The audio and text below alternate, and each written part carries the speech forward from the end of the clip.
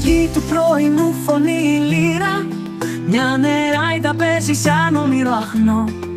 Τα πουλιά σταμάτησαν μες στον αέρα κι ο άνεμος έσκυψε σιωπηλός γλυκός. Η μουσική της αγγίζει την ψυχή, όλα ζωντανεύουν μόλις πεανεί.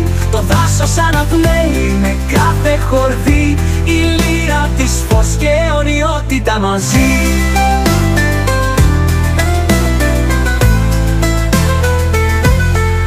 Ζώα στέκουν γύρω της με βλέμμα γαλήνη, ο χρόνος παγώνει με κάθε της νότα. Πάνω στα φύλλα λαμπεί αυγή, μα η νεράιδα χάνεται με την πρώτη ρόδα. Μια ανάσα μένει, ένας ήχος λεπτός, χαμένος στον όνειρο, στον ουρανό. Η φωνή της λύρας σβήνει μακριά, σαν ίσκιο, σαν αυρά, σαν παλιά καρδιά. Η μουσική της αγγίζει την ψυχή, όλα ζωντανεύουν, όλα ζωντανεύουν. Η λύρα της φως και αιωνιότητα μαζί.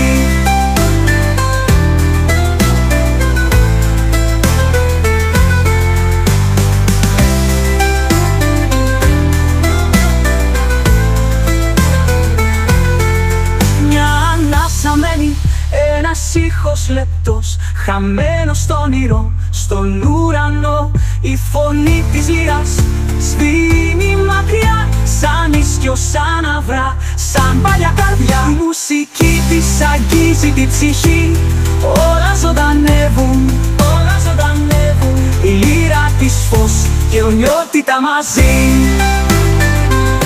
Η λύρα της φως και αιωνιότητα μαζί. Η λύρα της φως και αιωνιότητα μαζί.